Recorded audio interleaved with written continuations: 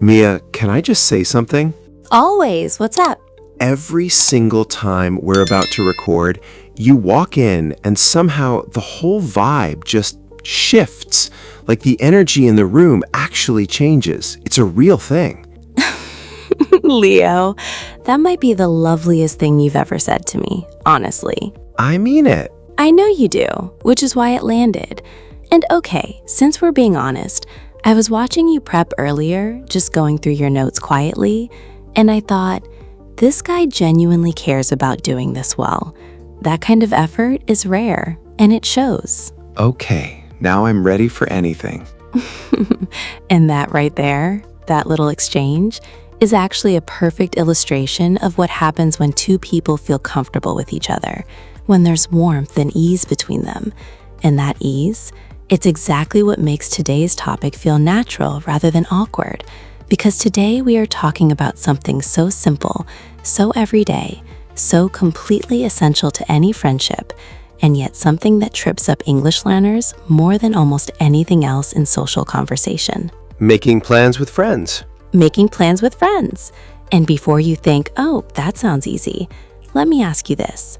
How many times have you said, let's meet sometime to someone, and then absolutely nothing happened? Every time. That's my entire social life. Leo's social life summarized in 4 words. Let's meet sometime, and then silence. And here's why that happens, and this is actually really important. Let's meet sometime is what we call a soft offer. It sounds friendly, it sounds like an invitation, but it's actually nothing. It's like a door that looks like a door but doesn't open. Exactly. It has no time, no place, no commitment. It's vague enough that both people can walk away feeling like they were friendly without either person actually doing anything. Linguists call this a non-committal social gesture. I call it The friendship black hole. the friendship black hole. Perfect. So today, we are getting you out of the black hole. We're giving you the real, specific, confident phrases that native English speakers use to actually make plans happen. From the first suggestion all the way to, I'll see you there.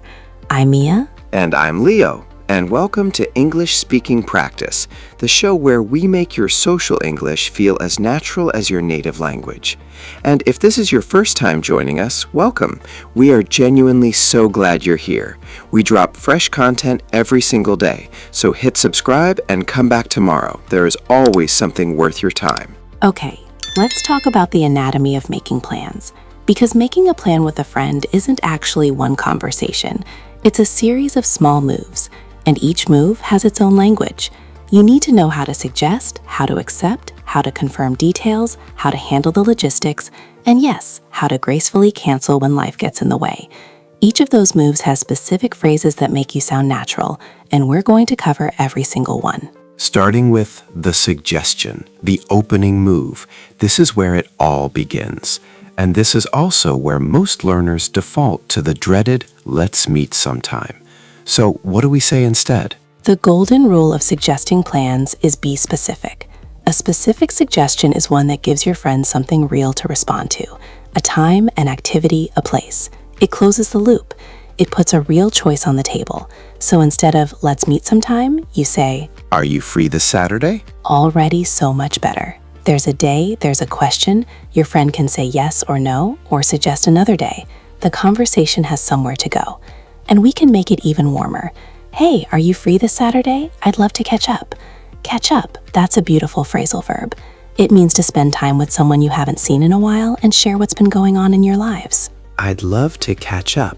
Okay, that sounds genuinely warm, not like scheduling a meeting, like something you actually want. And that warmth is intentional. It signals, this isn't just logistics, I actually want to see you. Compare that to, are you available Saturday? Which is grammatically perfect, but sounds like an email from your dentist. Are you available Saturday? Yeah, that's my dentist, 100%. So warm over correct, always. More suggestions. We should grab coffee this week. What does your schedule look like? Casual, friendly, and it invites them to lead on the timing. Do you want to do something this weekend? I'm pretty flexible. The I'm pretty flexible at the end is brilliant because it removes pressure. You're telling them whatever works for you works for me. I'm pretty flexible. That's so good. Because sometimes the reason plans don't happen is that people are waiting for the other person to name a time, and nobody moves. That phrase breaks the deadlock. Exactly. You've made yourself the easy one, the accommodating one. And here's a slightly more specific suggestion when you already have something in mind. There's this new cafe that just opened near the market. Do you want to check it out together? Now you're not just suggesting time, you're suggesting an experience, a shared adventure, even if it's just coffee. Do you want to check it out together? I love together at the end of that. It makes it feel like something you're doing as a team, not just two people sitting near each other. Language carries weight. The word together in an invitation makes it collaborative, like you're building something, not just showing up. And one more, for when you want to be a little more spontaneous. What are you up to this evening? What are you up to is one of the most casual, natural, low-pressure ways to open a plan. It doesn't commit you to anything, it just checks the waters. What are you up to this evening? Yeah, I hear that all the time from friends. It's so light, it doesn't feel like a big ask. Low pressure, high warmth, perfect combination. Okay, part 2. You've made the suggestion, now your friend responds. And this is where I want to talk about how to say yes in a way that actually matches the energy of the invitation. Oh, because there's a difference between a good yes and a flat yes. A huge difference. Yeah, okay, is technically a yes, but it feels like your friend agreed to come to your party the way you agreed to do your taxes. The taxes yes. Nobody wants the taxes yes. Nobody. So when someone invites you and you genuinely want to go, let your yes say that. That sounds great, I'm in. Energetic, warm, committed. The I'm in is lovely because it's immediate and enthusiastic. It sounds like you've just joined a team. I'm in. Yeah, that's a yes with a pulse. Oh, I'd love that. I've been meaning to check out that cafe anyway. This is a great accept because you're mirroring their excitement. You're picking up the specific thing they suggested and saying, yes, that thing, specifically. It shows you were listening. Not just a generic yes, a yes to the exact thing they offered. That must feel really good on the other end. It feels like being heard. And a few more natural, enthusiastic accepts. Count me in. That sounds like exactly what I need right now. The exactly what I need right now is so warm because it tells the person that their invitation arrived at the right moment. Absolutely. What time are you thinking? Clean, simple, enthusiastic, and it immediately moves the plan forward by asking for the next detail. Absolutely. I love that word as an answer. It's so much more alive than yes. It really is. And one that I use all the time? Oh yes, let's do it. I've been wanting to catch up with you forever. I've been wanting to signals that this plan isn't just convenient, it's been desired. It honors the friendship. Okay, I need to pause here for a second, because we've been talking about all the yes-shaped conversations, but we all know what happens sometimes. Life happens. Something comes up, you have to cancel. Or, and this one is harder, you just don't want to go. How do we handle that in English without losing a friend? Part 4. The graceful decline and the warm reschedule. And here's the thing. Declining plans is completely normal and completely okay. The problem isn't declining. The problem is how people decline. The two big mistakes are being too vague. I might not be able to make it, which leaves your friend in limbo, or being so apologetic that the whole thing becomes about your guilt rather than their time. I'm so sorry. I feel terrible. I really wanted to come. Please forgive me for canceling coffee. Yes, we've all received that message, and somehow it's exhausting rather than reassuring. So how do we decline cleanly? First, the soft decline, when you're genuinely not free. Oh, I'm actually not going to be able to make it this Saturday. I've got something on, but I really want to. Can we do the week after? I've got something on? That's a useful phrase. It means I have a prior commitment, but it's casual enough that it doesn't require explanation. Exactly. You don't owe anyone a detailed reason. I've got something on is honest and sufficient. And notice the most important part of that decline. Can we do the week after? You haven't just closed a door. You've immediately opened another one. The friendship is protected. The reschedule is what keeps the plan alive. Always end a cancellation with a reschedule, if you actually want to see the person. Otherwise, and be honest with yourself here, you might just be choosing the friendship black hole again. Harsh, but fair. More phrases. I'm so sorry, something's come up. Can we take a rain check? Take a rain check is a beautiful idiom. It means I can't make it today, but I want to do it another time. Can we schedule for later? Rain check. Oh, I know that one. Where does that come from? It comes from baseball, actually. When a game was rained out, fans were given a ticket, a rain check, to come back another time for free. Now it just means not today, but I want a future version of this. That's a great one. Can we take a rain check? So much warmer than just I can't. And for when you need to cancel something already confirmed, hey, I'm really sorry, but something's come up and I'm not going to be able to make it today. I'm so sorry for the short notice. Can we reschedule for next week? I really do want to see you. That has all the necessary ingredients. Apology, brief but not excessive. Reason, vague but honest. Reschedule offer, immediate. Warmth, genuine. What if someone invites you and you're honestly just not feeling it? You don't have a reason, you just don't want to go. The couch is calling. The couch is calling every time. Honest answer, if it's a close friend, you can actually say something close to the truth. Honestly, I'm completely drained this week. I think I need a quiet weekend. But can we plan something for the following weekend? I really do want to see you. Most real friends will completely understand I'm drained. It's human, it's real. And again, the reschedule shows you mean it. Okay, let's practice. Full planning conversations, from first message to confirmed plan. Can we do 3? One easy, one slightly complicated, one with a cancellation? Let's do it. Scenario 1, casual friends making simple weekend plans. Leo, you suggest. Hey Mia, are you free Sunday? There's this new brunch place near the river I've been wanting to try. Want to check it out? Oh yes, absolutely. I've heard about that place. I've been meaning to go forever. What time were you thinking? How about 11-ish? We can take our time, no rush. 11 works perfectly. Shall we say the corner of the main street? I can walk from there. Perfect. I'll meet you there. Can't wait. Me neither. See you Sunday. Did you catch the full loop? Specific suggestion, Sunday, brunch place near the river. Enthusiastic accept, absolutely, I've been meaning to go. Time negotiated warmly, 11-ish, no rush. Meeting point confirmed, corner of the main street, sealed. Can't wait, see you Sunday. That is a complete plan in 7 lines. Scenario 2. A bit more back and forth. You're both busy and need to find a time. Hey, I feel like we haven't caught up in ages. We should do something this week. What does your schedule look like? I know, I'd love to.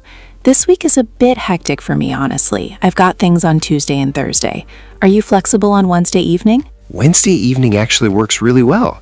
Do you want to grab food somewhere or just coffee? Food sounds good. I'm usually starving by evening. Anywhere you're thinking of, or shall we just figure it out on the day? Let's say that Italian place near the library. Do you know it? If not, we can always find somewhere else. Oh yes, I know exactly where you mean. Let's do that. 7-ish? 7-ish is perfect. I'll see you there. Really looking forward to it. Me too. It's been way too long. See you Wednesday. Notice how many negotiation moves happened there. She offered her busy days. I proposed a day. We went back and forth on food versus coffee. I suggested a place and offered flexibility. We settled on a time with ish. That is a real planning conversation. Natural, warm, practical. Scenario 3.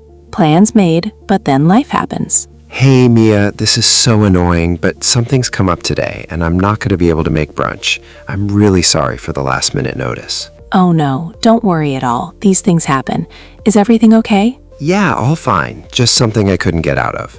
Can we take a rain check? I really do want to go. Of course. How about next Sunday instead? Same place? Next Sunday is perfect, and I promise I won't bail this time. I'll hold you to that. See you next Sunday. See what happened? He canceled, briefly, honestly, no excessive guilt. She responded with understanding and genuine warmth, is everything okay? She didn't punish the cancellation. He offered a rain check immediately. She rescued the plan, same place, 1 week later. Plan survives, friendship survives. Everything is fine. Because that's what real friendships in English look like. They flex, they reschedule, they don't fall apart over a canceled brunch. Okay, fast, full recap. All the key phrases in order of when you'd use them. Mia, categories, I'll give examples. Go. Suggesting plans. Are you free this Saturday? We should grab coffee this week. What are you up to this evening? There's a great new place I'd love to check out with you. Do you want to do something this weekend? I'm pretty flexible. Accepting enthusiastically. That sounds great. I'm in. Absolutely. What time were you thinking? Count me in. I'd love that. I've been meaning to catch up with you. You just made my weekend. Conditional yes, buying time. I'd love to. Can I just check and get back to you? That sounds fun. I just need to see if I have anything on. I think I'm free. Let me confirm and I'll message you tonight. Confirming details. What time works best for you? Let's say noonish. Shall we meet at the corner near the park? I'll see you there. I'm pretty flexible on time. Whatever works for you. Declining gracefully. I'm actually not going to be able to make it. I've got something on. Something's come up. Can we take a rain check? I'm completely drained this week. Can we plan for next weekend instead? Rescheduling warmly. Can we do the week after? How about next Sunday instead? Same place, different day? I really do want to see you. Let's find another time. And the one phrase that ties every plan together from the first message to the confirmed date. I can't wait. Because if you mean it, say it. It costs nothing and it means everything. Okay, here is your comment challenge for today, and I'm excited about this one. Come to the comments and write a 3-line planning conversation. Just 3 lines. You suggest a plan, your friend accepts, you confirm one detail. Use today's phrases. It can be totally made up. Dinner with an imaginary friend, a fictional coffee date, whatever.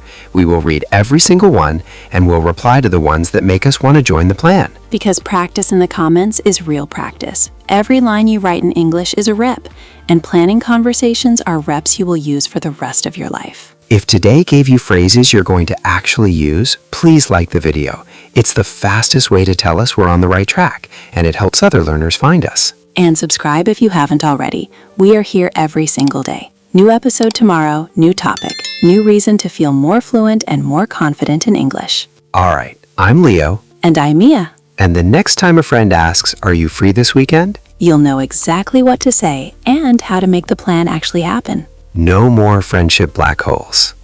No more friendship black holes. See you tomorrow.